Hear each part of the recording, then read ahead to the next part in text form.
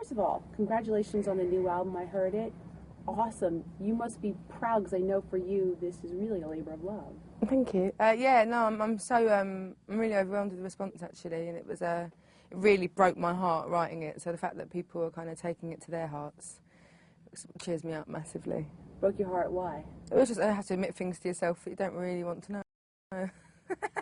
So you have to really dig. You're Yeah. the type of writer that digs down deep. Yeah. There. Yeah, I'm just quite like I like to think I'm quite fun normally, but when I'm writing songs, the running theme so far seems to be like misery.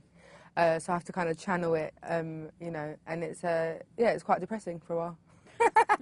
About 9 months before I started making the record, when I first started thinking, oh, maybe in about 6 months I'll go into the studio and have a go at writing a new song or whatever. That bit I found really, really frightening. But by the time I actually got in the studio, I was so excited to be making new music and seeing like new musicians and old musicians that I'd worked with and known for ages. I honestly forgot about any pressures that anyone was kind of putting on me or anything like that. Just went with what felt right, which is good because I think people overthink records, especially second records. Do you know what I mean? Like, I'm a fan of a lot of people who recently released their second record, and it didn't win me over. I preferred the first records, you know. And I think when you overthink it, you don't deliver because you're frightened of it, you know.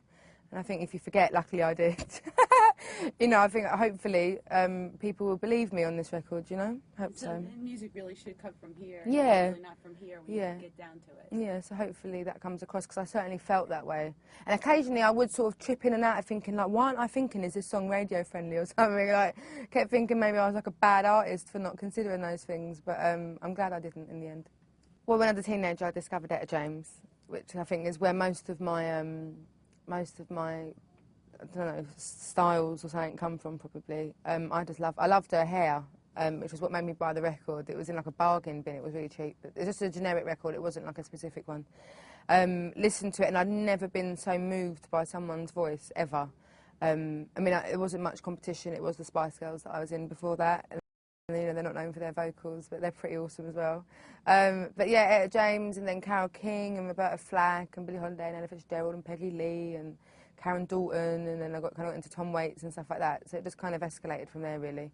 But I don't know, I don't only listen to old music. There's just something about, I find it quite fascinating that, like, you know, I'm in 2011, whatever, listening to something that was recorded 60 years ago. Like, I find that really, like, gives me chills, do you know what I mean? So it's just kind of, I just really enjoy it.